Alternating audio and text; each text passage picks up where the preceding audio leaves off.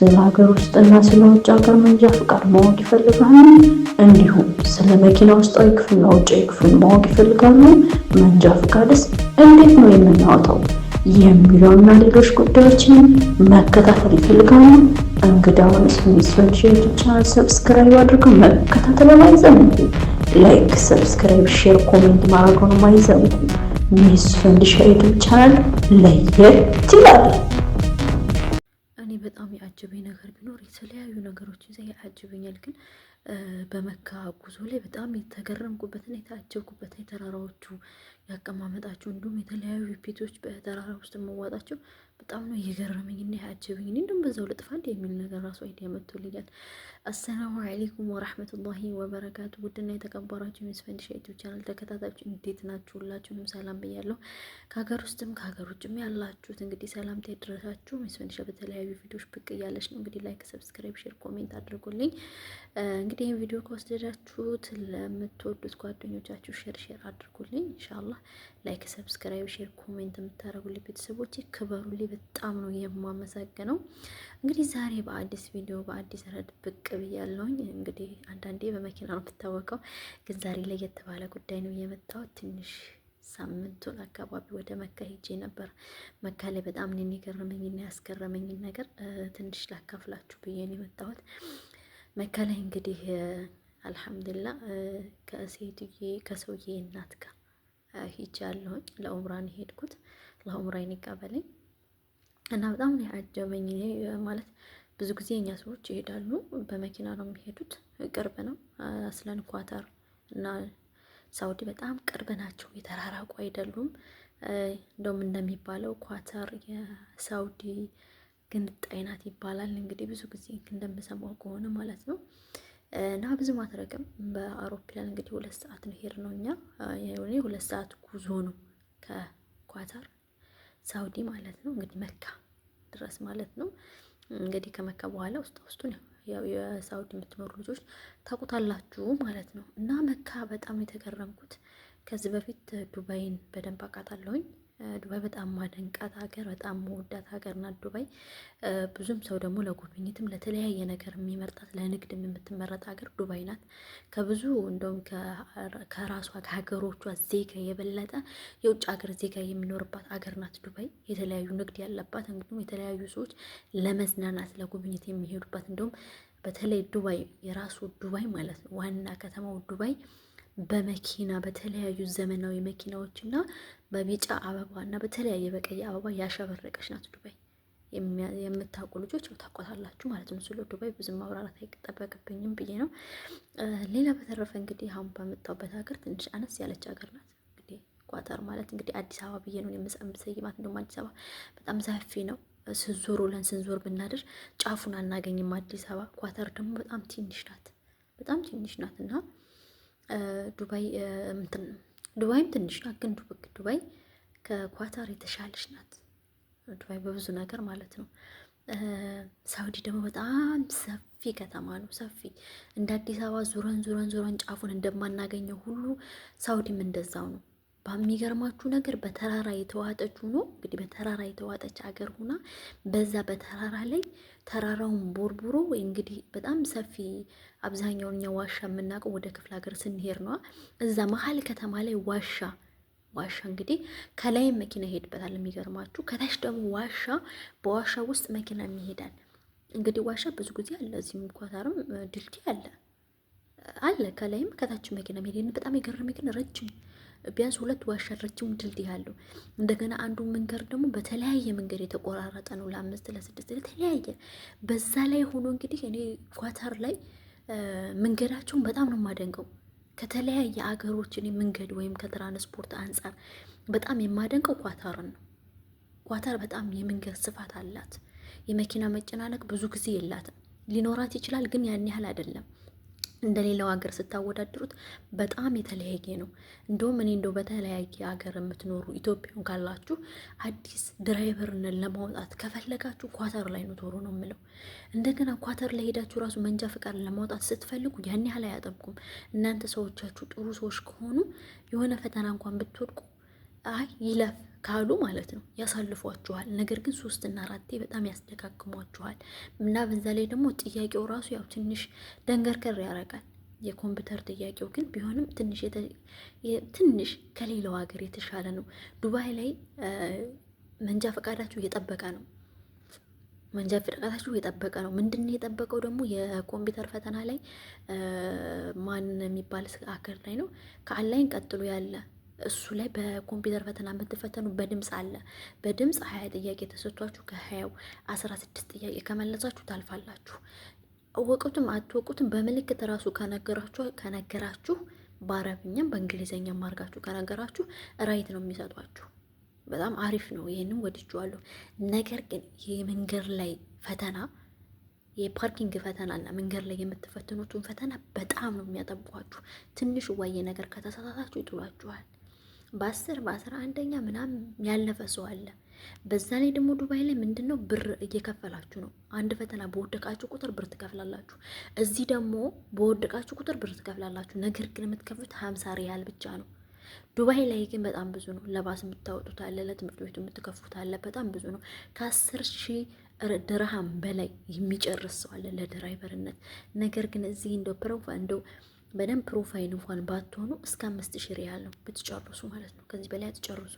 እስከ 5,000 ሪያል ዱባይ ላይ ባስ እንደፈለጋችሁ ነው የምታገኙት። ኳታር ላይ ምናልባት ታክሲ ነው የምታገኙት። ባስ እንደልባችሁ አይገኝም ማለት ነው። እና በዚሁም ኡምራውን ያነሳሁባችሁ እንደገና ሳውዲ ላይ ባስ እንደ ልብ ነው የሚገኘው። ዱባይ በሉት ባስ ኧረ እንደው ዱባይ የማለለው በባስ ደረጃ አዲስ አበባ በሉት፣ በታክሲ ደረጃ አዲስ አበባ በሉት። በጣም ሰፊ ከተማም ስለሆነ ማለት ነው። በጣም ሰፊ ከተማ መካ እንግዲህ የድሮ ናት። እንግዲህ የድሮ ቤቶች ራሱ አሉ። ወላሂ በጣም ነው ያጀበኝ። የኛ መንግስት የተለያዩ መንገድ ዳር እያለ ቤት ያፈርሳል።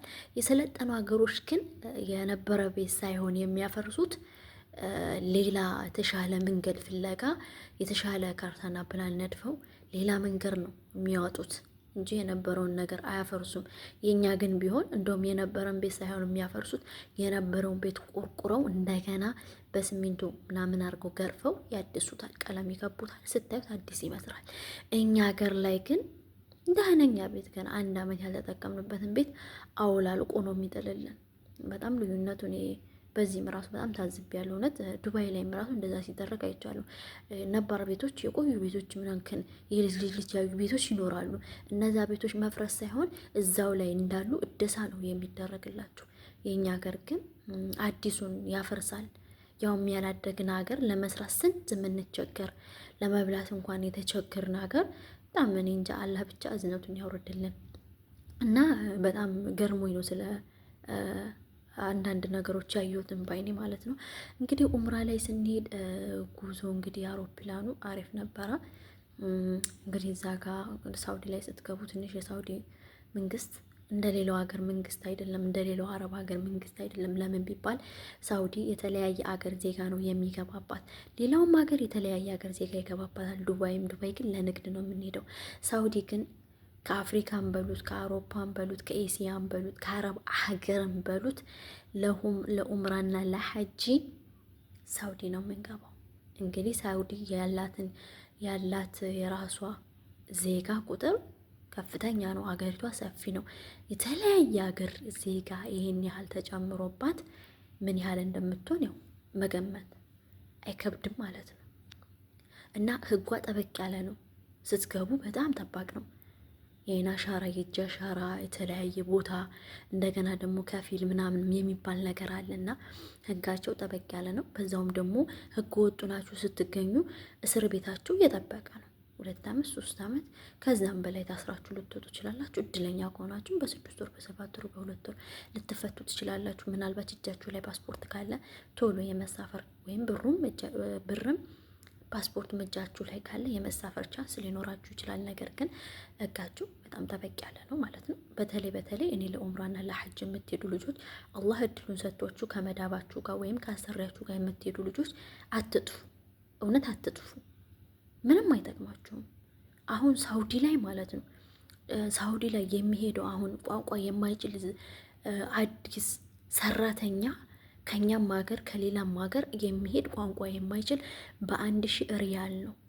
እናንተ ጠፍታችሁ የምትሰሩት እኮ ከ1000 ሪያል በላይ እናገኛለን ብላችሁ ነው። ስለዚህ ቢቀርባችሁስ? አሁን ነፍ ነው ሰራተኛ በሽ ነው ቀነፍ ነው። በተለይ አዲስ የኢትዮጵያ ዜጋ ሳውዲ ነው የሚሄደው።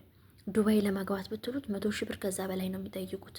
አዲስ ማለት ነው። ቋንቋ የሚችል አላልኩም። አዲስ ግን ሳውዲ ላይ አዲስ በ1000 ሪያል እየሄደ ነው። ስለዚህ እናንተ ለሀጅም ሆነ ለኡምራ የምትሄዱ ልጆች አትጥፉ።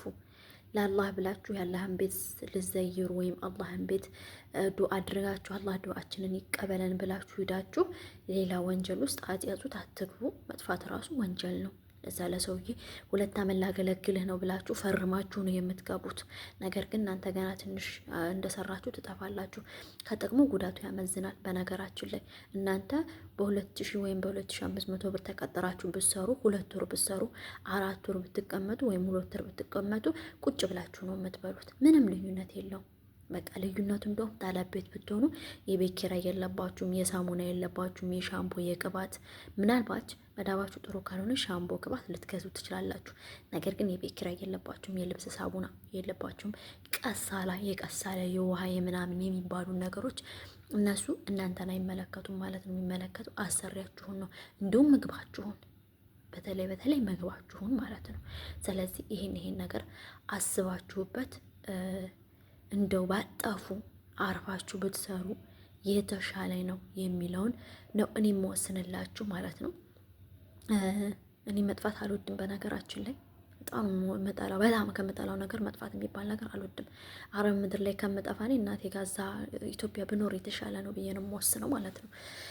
እና ለኡምራ እንግዲህ በተጓዝንበት ሰዓት እንግዲህ አንዳንድ የሚያስገርሙ ነገሮችን አይቻለሁኝ። የሆቴል አጠቃቀም የሚገርመው ሆቴል ስትይዙ ጠዋት ለስሁር እንዲሁም ደግሞ ማታ ለፊጥራ እዛው ሆቴሉ ነው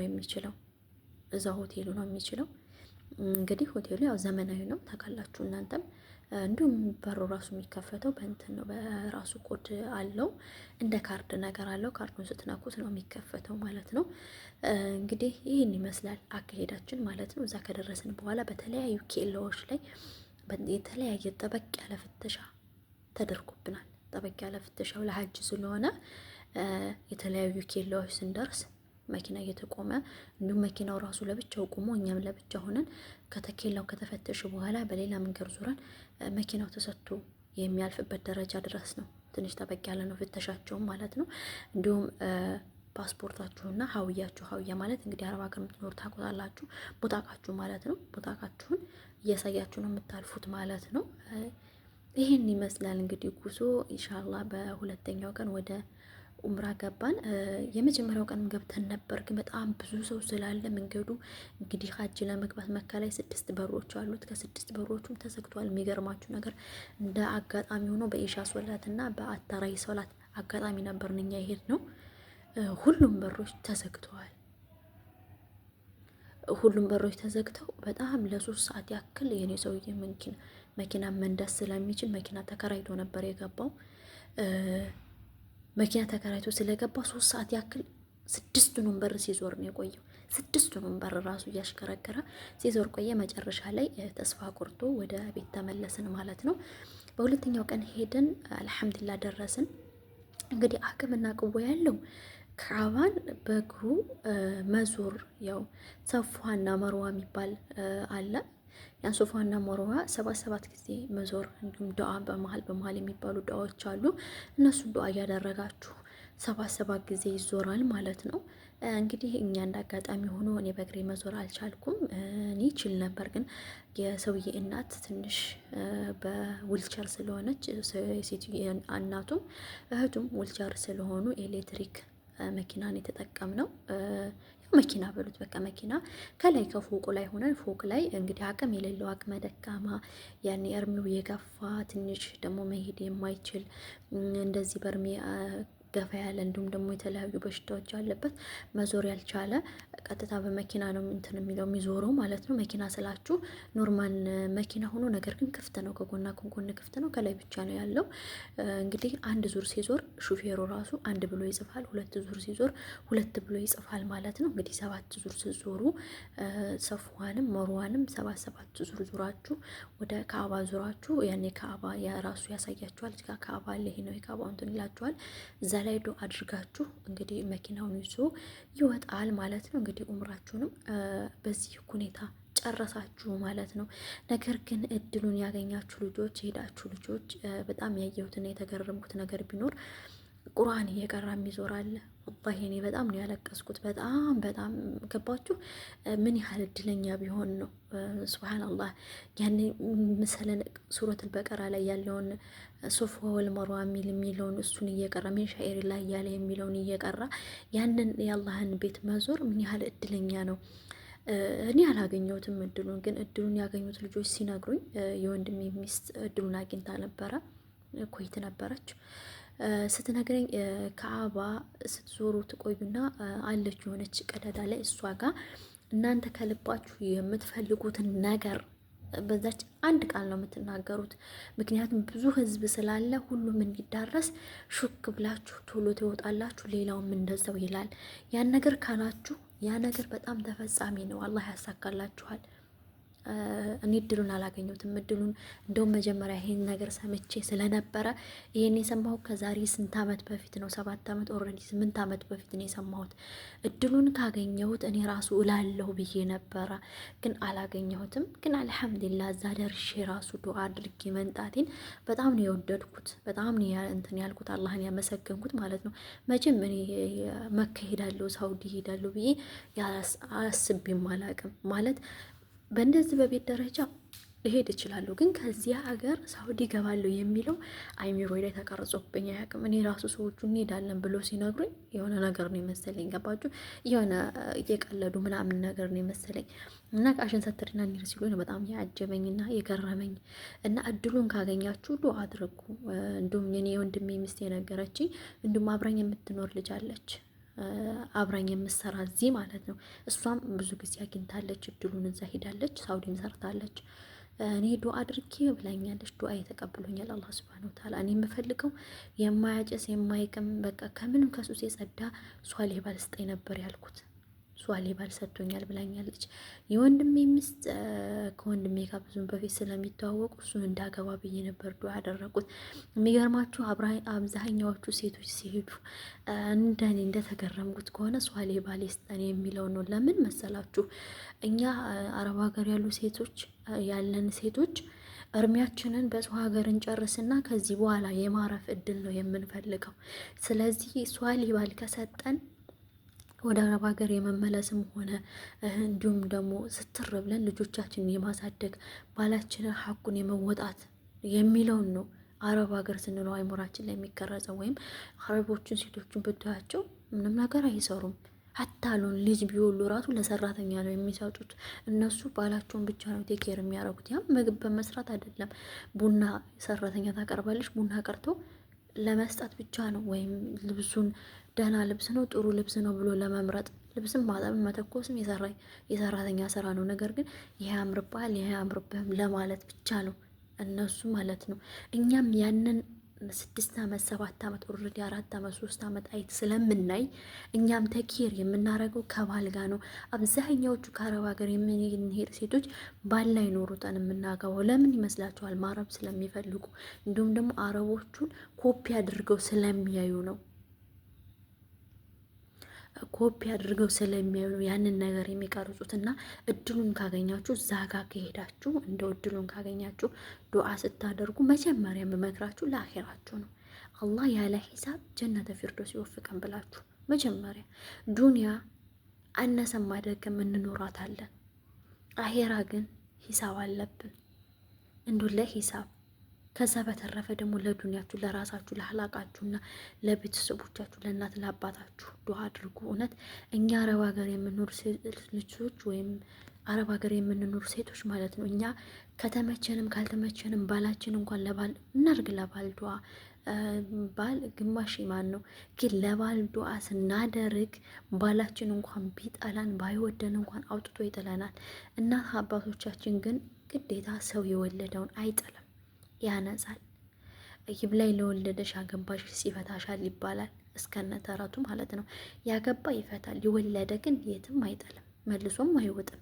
ስለዚህ ዱዓ ስናደርግ መጀመሪያ የትኛው ነው የሚቀደመው የትኛው ነው የሚከተለው የሚለውን በራሳችን ቲንክ አድርገን ወይም በምንችል ከሆነ በጭንቅላታችን ማንችል ከሆነ በወረቀት ጽፈን ይዘን ሂደን ዱዓ ብናደርግ አላህ መቅቡል ያደርግልናል። ረጅም ጉዞ ተጉዘን ነው እዛ ያላህን ቤት። በጣም ነው የሚገርመኝ ነገር ያ ሁሉ ህዝብ ያ ሁሉ የተለያየ አገር ዜጋ ህዝብ በምንም በቋንቋም ላነግባባ እንችላለን በተለያየ ነገር ከህንድም ከፓኪስታንም ከፊሊፒንም ከኢንዶኔዥያም ከኢትዮጵያም ከአፍሪካም ከተለያየ አገር ነው የሚመጣው። እንግዲህ የተለያየ ሰው ነው የምታዩት። ከአረቡም ከአፍሪካውም ከኢስያውም ከሁሉም ነው የምታዩት።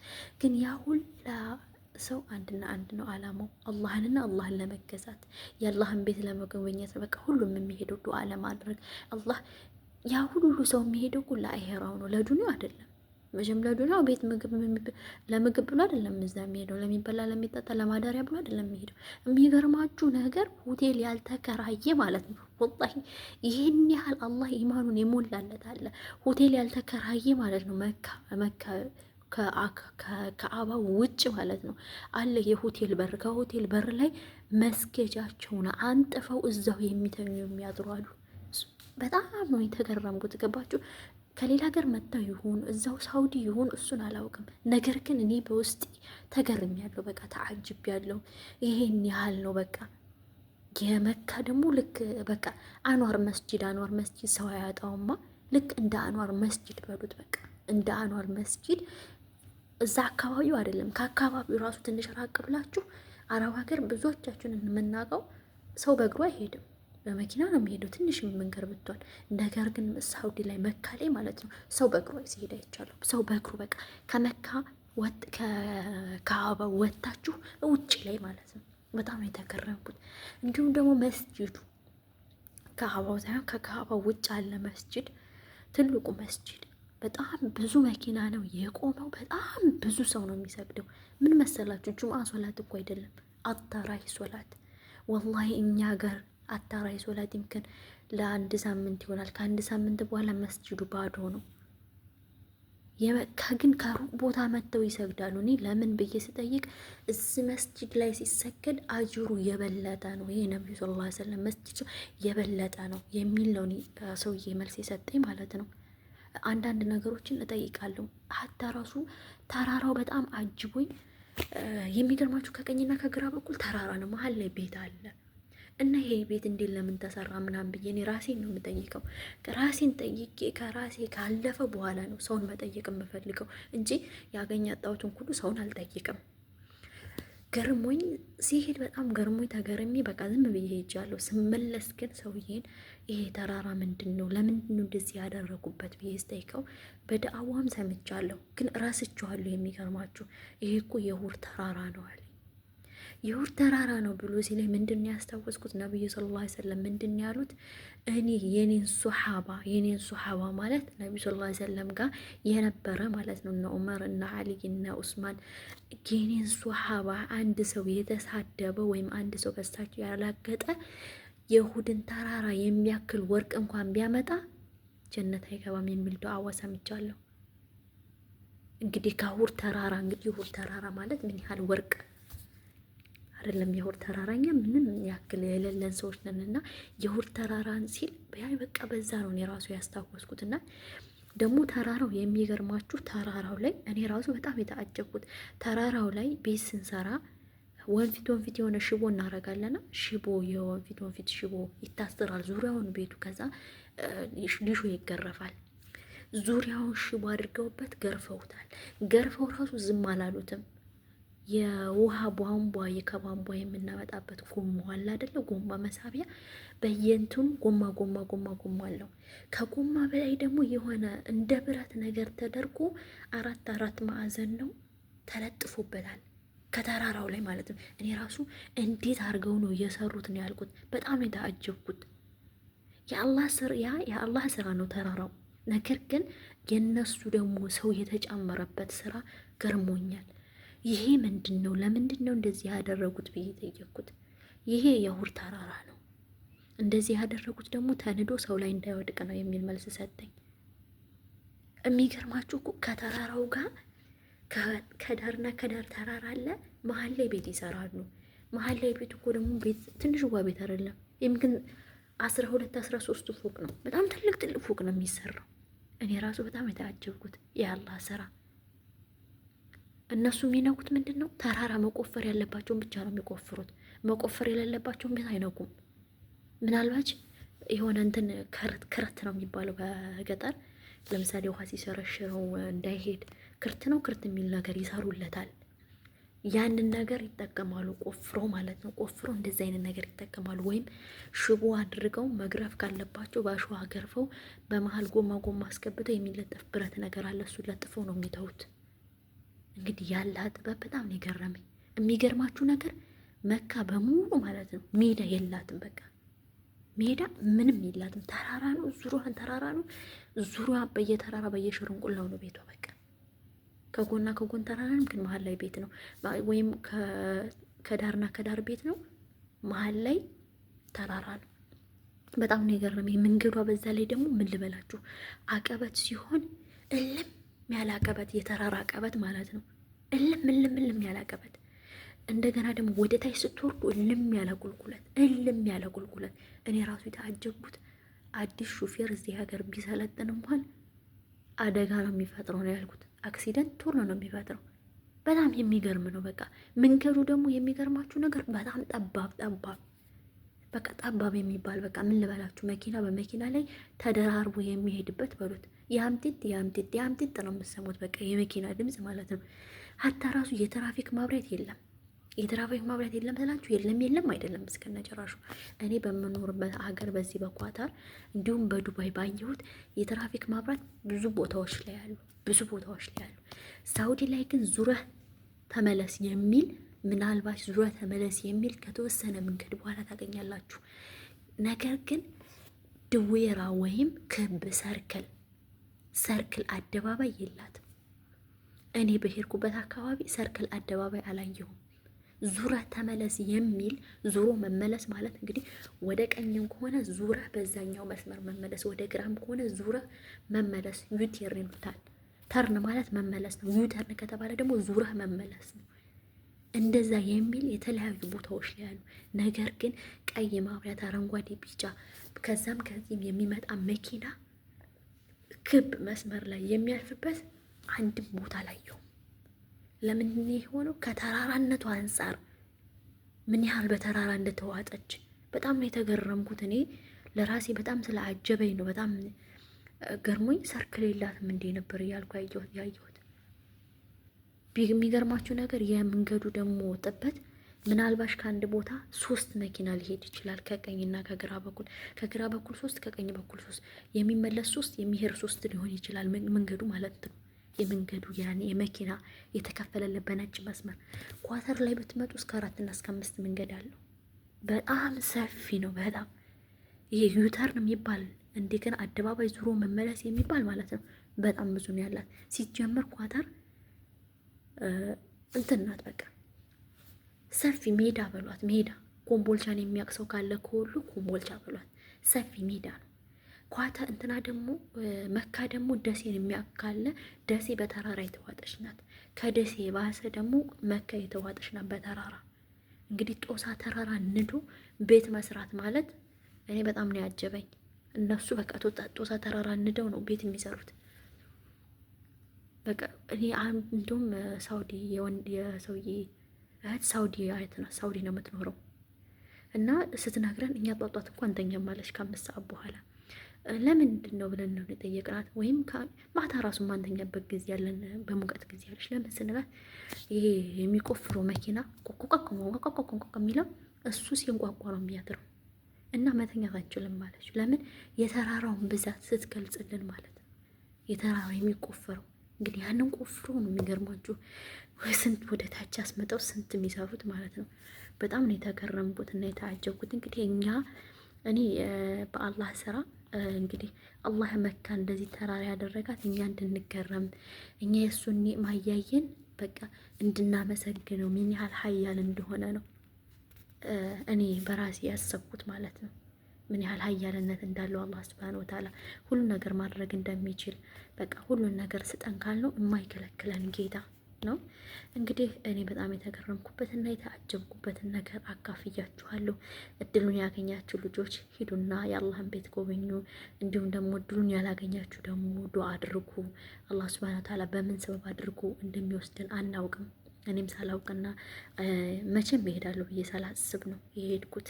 ስለዚህ እናንተም ደግሞ አላህ ይወፍቃችሁ። የሄዳችሁም ደግሞ አላህ ዱዓችሁን መቅቡል ያርግላችሁ። እኔም እንግዲህ መልሼ አላህ ቤት እሄዳለሁ ብዬ ተስፋ አደርጋለሁ በአላህ ላይ። እንግዲህ ለኡምራን የሄድኩት ለሀጅ ደግሞ በራሴ ወጪ በራሴ እንግዲህ ከሀገሬ ከኢትዮጵያ ጀምሬ መሄድ ያድርገኝ። አስለኔ እንደ አላህ ሱብሃነሁ ወተዓላ ካሳካልኝ ኑሮ የምዛ ቢሆን ነው በጣም የምፈልገው። እንግዲህ አላህ ሱብሃነሁ ወተዓላ ሁላችንንም በያለንበት ይጠብቀን። እንግዲህ ሁላችሁም ረመዳንን ጾመን ከሚቀበሉት አላህ ደግሞ ሂሳባችሁን ከፍ ከሚያደርጉላችሁ ያድርገን። ሁላችሁም እንግዲህ መካ እንድትጎበኙ ጋብዛችኋለሁ። እኔ ብችል ኖሮ የሀገሬን ዜጋ ሙስሊም የተባለ በሙሉ ይዤ ነበር የሚሄደው። ወላሂ ለአዚም በጣም ነው የተገረምኩት እና የታጀብኩት። ብቻ አላህ ሱብሃነሁ ወተዓላ ያላችሁበት ሁላችሁንም የሚጠብቃችሁ። ይሄ ሚስ ፈንድሻ ነው። ላይክ፣ ሰብስክራይብ፣ ሼር፣ ኮሜንት ማድረጋችሁን አትርሱ። እንግዲህ ከወደዳችሁት ለጓደኞቻችሁ ሼር አድርጉ። ዛሬው ዝግጅቴ ይህን ይመስላል። በዚሁ ለያችኋለሁ። ባይ ባይ። ላይክ፣ ሰብስክራይብ፣ ሼር፣ ኮሜንት ማድረጋችሁን አትርሱ። ባይ። በሌላ ቪዲዮ እስከምንገናኝ ድረስ